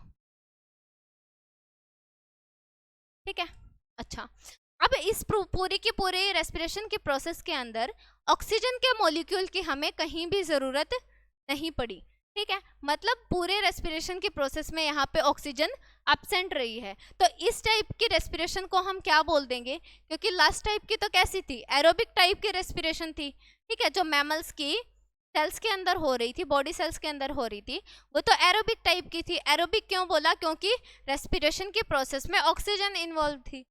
यहाँ पे तो ऑक्सीजन एब्सेंट है, तो इसका क्या नाम रख देंगे, anaerobic, anaerobic respiration, anaerobic respiration. अब ये जो अनएरोबिक रेस्पिरेशन है ये 2 जगह पे हो सकती है। ठीक है, ये 2 जगह पे हो सकती है। 2 कौन कौन सी, एक तो हमने देख लिया कि ईस्ट के अंदर होती है। ठीक है, ईस्ट के अंदर एब्सेंट होती है ऑक्सीजन, और इसमें जो रेस्पिरेशन होगी उसको हम एनारोबिक रेस्पिरेशन बोलेंगे। ठीक है, अब ये मैमल्स के अंदर भी एनारोबिक रेस्पिरेशन होती है। ठीक है, मैमल्स के अंदर भी अनएरोबिक रेस्पिरेशन होती है, लेकिन कहाँ पे होगी, क्योंकि हमारे अंदर भी, मैमल्स के अंदर कहाँ पे होती है एरोबिक रेस्पिरेशन, पूरी बॉडी के सेल्स में ही तो होती है। ठीक है, सेल्स में होती है, लेकिन अब एनारोबिक कहाँ पे होगी, जो हमारी मसल सेल्स होंगी उनमें। ये वाली बात आई समझ के, ईस्ट के अंदर एनारोबिक रेस्पिरेशन किस तरीके से होता है, तो इसका स्क्रीन। अब उसके बाद अनएरोबिक, जो हमारी अनएरोबिक रेस्पिरेशन होती है, ठीक है, वो 2 तरीके से हो सकती है। ठीक है, एक तो किसके अंदर थी, ईस्ट के अंदर। अब इसके अंदर क्या होगी, ऑक्सीजन नहीं होगी, इसके अंदर भी ऑक्सीजन क्या होगी, एब्सेंट होगी, या फिर ये बोल सकते हो कि लैक ऑफ ऑक्सीजन होगी। ये होगी हमारे मसल सेल्स के अंदर। ठीक है, हमारी मसल सेल्स के अंदर क्या होगा, देखो, जब तक हमारी बॉडी नॉर्मल एक्टिविटीज कर रही है, ठीक है, जैसे कि हमारी एक्टिविटीज रोजाना चलती हैं, अगर हम उन्हीं के हिसाब से चलते हैं, उतनी ही एक्सरसाइज करते हैं जितनी रोजाना करते हैं, ठीक है, जो हमारा फिजिकल वर्क है अगर हम थोड़ा थोड़ा करते हैं, तो उसके अंदर क्या होगा, हमारी सारी बॉडी सेल्स के अंदर एरोबिक रेस्पिरेशन ही होगा। ठीक है, लेकिन अगर मान के चलो किसी दिन किसी दोस्त ने मोटिवेट कर दिया, ठीक है, या फिर पेरेंट्स ने मोटिवेट कर दिया, कहीं पे जाके कोई शो देखा है उससे मोटिवेट हो गए, तो उसके बाद कई बंदे सोचते हैं कि हमें तो जिम ज्वाइन करना चाहिए, मतलब फिजिकल एक्सरसाइज ज्यादा करनी चाहिए, बॉडी शॉडी बनानी चाहिए। तो उस केस में क्या होगा, नॉर्मल जो हम रोज एक्सरसाइज करते आ रहे हैं या फिर नॉर्मल जो फिजिकल वर्क करते आ रहे हैं, उसके अंदर हमें एनर्जी रोज लगभग सेम देनी पड़ती है। ठीक है, और एनर्जी प्रोड्यूस कहाँ पे हो रही है, हमारी सेल्स के अंदर। ठीक है, अब अगर हम मान लो हम जिम में ज्यादा एक्सरसाइज करेंगे, ठीक है, ज्यादा मेहनत करेंगे, तो एनर्जी की रिक्वायरमेंट भी कितनी होगी, ज्यादा ही होगी। ठीक है, अब मान के चलो कि ये सेल है, सेम उसके अंदर ये न्यूक्लियस होगा, ठीक है, सेम उसके अंदर ग्लूकोज प्रेजेंट होगा।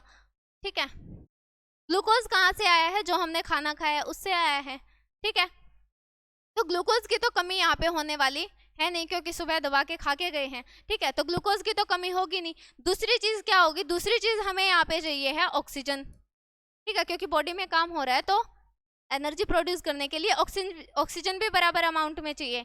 ठीक है, तो अब क्या होगा, जिस टाइम पे हम एक्सरसाइज करेंगे, जिस टाइम पे हम एक्स्ट्रा एक्सरसाइज करेंगे, उस टाइम पे क्या होगा, एनर्जी की रिक्वायरमेंट पड़ेगी, और एनर्जी कहाँ से आएगी, ग्लूकोज और ऑक्सीजन के, जब ऑक्सीजन ग्लूकोज का पायरुवेट का क्या करेगी, ब्रेक डाउन करेगी, तब आएगी। ठीक है, तो ग्लूकोज तो हमें लगातार मिलते जा रहा है। ठीक है, माइटोकॉन्ड्रिया के अंदर, तो हमारा यहाँ पे माइटोकॉन्ड्रिया है, तो हमारा माइटोकॉन्ड्रिया है, उसके अंदर दोनों चीजें पहुंच गई। दोनों चीजें कौन, एक तो ऑक्सीजन और दूसरा ग्लूकोज जो पाइरुवेट के अंदर ब्रेक डाउन हुआ था वो। तो माइटोकॉन्ड्रिया के अंदर अब पाइरुवेट भी है, अब पाइरुवेट भी है प्लस में ऑक्सीजन भी है, ठीक है। अब सांस तो हम उतनी ही अमाउंट में ले सकते हैं जितना भाई रेगुलरली लेते हैं, थोड़ा बहुत कम ज्यादा हो सकता है, लेकिन एक्सरसाइज तो एक्स्ट्रा कर ली ना, एक्सरसाइज तो अपने अनुमान से ज्यादा कर ली। अब क्या होगा, पहले तो जितना भी ग्लूकोज आता रहेगा जो फूड हमारा है वो ऑक्सीजन के प्रेजेंस में क्या करता रहेगा, carbon dioxide plus water plus energy ये बनाता रहेगा। लेकिन एक टाइम ऐसा भी आएगा जब ऑक्सीजन की कमी होनी शुरू हो जाएगी, ठीक है, क्योंकि एक्सरसाइज एक्सेसिव अमाउंट में कर रहे हैं, बॉडी की हर एक सेल के ऊपर हमारे जोर पड़ रहा है, ठीक है। तो हर एक सेल को क्या चाहिए, ऑक्सीजन चाहिए, और वो ऑक्सीजन लंग्स की इतने बस की बात है नहीं कि सारी जितना ज़्यादा हम काम करते जाए उतनी ज़्यादा ऑक्सीजन वहाँ पे पहुँचाती जाएगी। तो इसका मतलब बॉडी की सेल के अंदर क्या होगा, ऑक्सीजन की क्या आ जाएगी, कमी आ जाएगी, ठीक है। देख, अब अगर सेल के अंदर ऑक्सीजन की कमी आ गई तो न्यूक्लियस एज इट इज रहेगा और ग्लूकोज भी यहाँ पे प्रेजेंट ही रहेगा, ठीक है। ग्लूकोज की थोड़ी ना कमी हुई है, खाना तो खा के गए हैं, ठीक है। तो इसका मतलब ग्लूकोज की कमी नहीं हुई, ऑक्सीजन की कमी आ गई। ऑक्सीजन की कमी आ गई तो अब क्या होगा, अब ऑक्सीजन के ऊपर जो डिपेंड नहीं करता वो स्टेप कौन सा है, ग्लूकोज का पाइरुवेट में चेंज होने वाला स्टेप ऐसा है जो कि ग्लूकोज के ऊपर डिपेंड नहीं करता। तो सेल सोचेगी एक बार यहाँ तक तो करूँ, उसके बाद देखते हैं क्या होता है, ठीक है। अगर ऑक्सीजन आ गई तो सेम चीज की फॉर्मेशन कर देंगे, अगर नहीं आई तो भी कुछ देखते हैं। तो फर्स्ट स्टेप क्या होगा, फर्स्ट स्टेप होगा ग्लूकोज पाइरुवेट के अंदर चेंज हो जाएगा, जो कि 3 कार्बन का क्या है, ओ कहाँ गया, 3 कार्बन का क्या है, एक कंपाउंड है, और ये क्या था, 6 कार्बन एटम का कंपाउंड था, ठीक है। अब इतना हो गया, उसके बाद भी इन्होंने वेट किया लेकिन ऑक्सीजन नहीं आई, ठीक है। ऑक्सीजन नहीं आई तो अब क्या होगा, अब ये ईस्ट की सेल तो है नहीं, अब ये ईस्ट की सेल तो है नहीं कि इथेनॉल की कार्बन डाइऑक्साइड की और थोड़ी बहुत एनर्जी की फॉर्मेशन कर देगी। ये सेल किसकी है, ह्यूमन की सेल है। तो इसके अंदर ब्रेकडाउन किस तरीके से होगा, इसके अंदर ब्रेकडाउन कुछ इस तरीके से होगा, ये जो पाइरुवेट है वो किसके अंदर कन्वर्ट हो जाएगा, लैक्टिक एसिड प्लस थोड़ी बहुत इसके अंदर से एनर्जी निकलेगी, ठीक है। तो आप ये बोलोगे कि ठीक है ब्रेकडाउन तो हो गया, रेस्पिरेशन तो हो गया, अब इस स्टेप के अंदर कहीं पे भी हमें ऑक्सीजन की रिक्वायरमेंट नहीं हुई है। तो अगर ऑक्सीजन की जरूरत नहीं पड़ी तो ये भी किस टाइप का रेस्पिरेशन हो जाएगा, अनएरोबिक टाइप का ये रेस्पिरेशन है। तो अब बोलोगे जो हमारी मसल्स में दर्द होता है, ठीक है, जब हम एक्सेसिव एक्सरसाइज कर लेते हैं बहुत टाइम तक रेस्ट करने के बाद, तो हमारी जो मसल्स होती हैं उनमें पेन क्यों फील होता है, वो किसकी वजह से होता है, ये लैक्टिक एसिड है। तो ये लैक्टिक एसिड क्या करेगी, हमारी मसल्स के अंदर जाके अक्यूमुलेट हो जाएगी, इकट्ठी हो जाएगी, और यही क्या करती है, हमारे पेन कॉज करती है, ठीक है। तो अब आई बात समझ के, हमारी बॉडी में जो मसल्स होती हैं उनके अंदर एनारोबिक रेस्पिरेशन किस तरीके से होता है, ठीक है। तो जो हमारा उसके अंदर पहले तो क्या होगा, ये स्टेप चलते रहेंगे, एरोबिक रेस्पिरेशन चलेगी, लेकिन जब हम एक्सेसिव एक्सरसाइज करेंगे उस टाइम पे ऑक्सीजन की हमारे सेल के अंदर कमी हो जाएगी। ऑक्सीजन की अगर कमी होगी तो पहला स्टेप तो हो जाएगा, ठीक है। दूसरा फिर ये पाइरुवेट वेट करेगा ऑक्सीजन का, अगर नहीं आई है तो ब्रेकडाउन तो इसका होना पड़ेगा, ठीक है। ब्रेकडाउन तो ग्लूकोज को पाइरुवेट को होना पड़ेगा।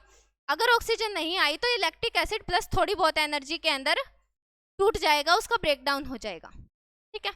अच्छा, अब ये प्रोसेस हो कहाँ पे रही है, ठीक है, ये प्रोसेस हो कहाँ पे रही है, जो अनएरोबिक रेस्पिरेशन है इसके अंदर, जो मसल सेल्स के अंदर हमारी एनारोबिक रेस्पिरेशन हो रही है, इसके अंदर भी ये जो दोनों ही स्टेप हैं, कौन कौन से, एक तो ग्लाइकोलाइसिस वाले और दूसरे एनर्जी प्रोडक्शन वाला स्टेप जो है, दोनों ही जो स्टेप होंगे वो साइटोप्लाज्म में होंगे, दोनों ही प्रोसेस जो होंगे वो साइटोप्लाज्म में होंगे, ठीक है। तो हमने 2 टाइप के रेस्पिरेशन पढ़े हैं, सेलुलर रेस्पिरेशन भी, एक एरोबिक टाइप का और एक अनएरोबिक टाइप का। एरोबिक टाइप के रेस्पिरेशन में क्या था, एरोबिक टाइप के रेस्पिरेशन में वो मोस्टली मैमल्स की बॉडी सेल्स में होती है, ठीक है। मैमल्स की बॉडी सेल्स में एरोबिक रेस्पिरेशन होती है और उसमें ऑक्सीजन की पूरी इन्वॉल्वमेंट रहती है, ठीक है, उसके अंदर ग्लाइकोलाइसिस का स्टेप होता है और दूसरा स्टेप होता है जिसमें एनर्जी की प्रोडक्शन होती है। ठीक है, अब जो एरोबिक रेस्पिरेशन है उसमें जो ग्लाइकोलाइसिस का स्टेप है वो तो होता है हमारे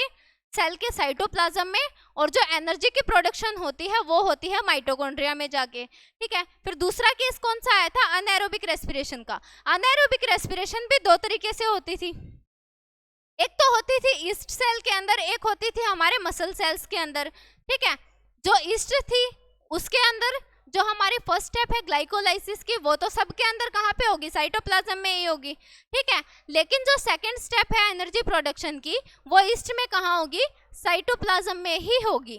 सेम इसी तरीके से जो मसल्स हैं, फर्स्ट स्टेप साइटोप्लाज्म के अंदर ग्लाइकोलाइसिस का, और दूसरा स्टेप जो है जहाँ पे एनर्जी की प्रोडक्शन हो रही है, वो स्टेप भी कहीं पे कहाँ पे हो रहा है, हमारे साइटोप्लाज्म में ही। तो कुल मिला के हम क्या बोल सकते हैं, जो एरोबिक रेस्पिरेशन है उसके अंदर दोनों स्टेप कहाँ होंगे, पहला स्टेप होगा हमारे साइटोप्लाज्म में, दूसरा स्टेप होगा हमारा माइटोकॉन्ड्रिया में। लेकिन जो अनएरोबिक रेस्पिरेशन है, चाहे वो हमारी मसल्स में हो, चाहे वो हमारे ईस्ट के अंदर हो या फंगस के अंदर, उनके अंदर हो, उनके अंदर क्या होगा, दोनों ही स्टेप हमारे साइटोप्लाज्म के अंदर होंगे। ठीक है, तो आज के पोर्शन के अंदर हमने क्या क्या देखा है, ब्रीथिंग का पोर्शन देख लिया। ठीक है, ब्रीथिंग किस तरीके से होती है, और हमने क्या देखा है, हमने देखा है कि हमारे सेलुलर रेस्पिरेशन किस तरीके से होता है। ठीक है, अच्छा, अब अगर इसको हम एक चार्ट की हेल्प से करने की कोशिश करें, ओ ये अच्छे से दिखाई भी नहीं दे रहा, चलो कोई बात नहीं, हमने पढ़ तो लिया ही सारा। इस चार्ट के अंदर एक छोटा सा ये बता रखा है, कंबाइन करके बता रखा है सारी प्रोसेसेस होंगी कैसे। तो जल्दी से एक बार देख लेते हैं। यहाँ पे क्या है, ग्लूकोज का मॉलिक्यूल है जो कि 6 कार्बन एटम का मॉलिक्यूल है। ठीक है, ग्लूकोज क्या है, एक 6 कार्बन एटम का मॉलिक्यूल है। वो क्या करेगा, साइटोप्लाज्म के अंदर पाइरुवेट के अंदर चेंज हो जाएगा, और पाइरुवेट क्या होता है हमारा 3 कार्बन का एक मॉलिक्यूल होता है। ठीक है, अब ये स्टेप तो सबके अंदर सेम रह रही थी, चेंज कहाँ पे हो रहा था, नेक्स्ट स्टेप में, जहाँ पे हमारी क्या हो रही थी, एनर्जी की प्रोडक्शन होनी थी, रेस्पिरेशन होना था। ठीक है, अब वो 3 के अंदर था। ठीक है, अब्सेंस ऑफ ऑक्सीजन था हमारे ईस्ट के अंदर, और ईस्ट के अंदर किसकी प्रोडक्शन हो रही थी, ईस्ट के अंदर हमारे इथेनॉल की प्लस कार्बन डाइऑक्साइड की और प्लस थोड़ी बहुत अमाउंट में एनर्जी की प्रोडक्शन हो रही थी। और जो हमारा इथेनॉल था वो क्या था, इथेनॉल है वो हमारा 2 कार्बन एटम का एक मॉलिक्यूल है, 2 कार्बन एटम का एक मॉलिक्यूल है, और ये इथाइल अल्कोहल या फिर इथेनॉल कुछ भी बोल सकते हैं। सेकंड क्या था, सेकंड हमारा लैक ऑफ ऑक्सीजन। ठीक है, जहाँ पे ऑक्सीजन की कमी थी, ऑक्सीजन की कमी कहाँ पे थी, मसल्स के अंदर थी। ठीक है, वहाँ पे किस चीज़ की फॉर्मेशन हुई थी, थोड़ी बहुत एनर्जी की, प्लस में ढेर सारी लैक्टिक एसिड की फॉर्मेशन हुई थी, जिसके कारण हमारे जो मसल्स हैं उनमें क्रैम्प्स आ रहे थे। ठीक है, अच्छा, जो थर्ड स्टेप था वो कौन सा था, वो था हमारा प्रेजेंस ऑफ ऑक्सीजन। अगर ये पाइरुवेट है, ठीक है, इस पाइरुवेट को अब ब्रेक डाउन होना है, अगर वो अब्सेंस में हो रहा है तो ये प्रोडक्ट बनेंगे। ठीक है, अगर ऑक्सीजन की कमी है तो ये प्रोडक्ट बनेगा, और अगर बहुत सारी ऑक्सीजन हमारे पास प्रेजेंट है सेल के अंदर, तो हमारी किस चीज़ की फॉर्मेशन होगी, जो पाइरुवेट होगा वो कार्बन डाइऑक्साइड में, वाटर में, और बहुत सारी एनर्जी के अंदर। ठीक है, ये मैक्सिमम एनर्जी की प्रोडक्शन यहाँ पे हो जाएगी। ठीक है, अच्छा, इस तरीके से हमारे ग्लूकोज का क्या हो रहा है, ब्रेक डाउन हो रहा है, और ग्लूकोज का ब्रेक डाउन होकर के क्या प्रोड्यूस हो रही है, एनर्जी प्रोड्यूस हो रही है। तो ये क्या था, break down of glucose by various pathways. तो आज के लेक्चर में हम इतना ही करेंगे, बाकी नेक्स्ट सेशन में देखते हैं अगली प्रोसेस। Thank you.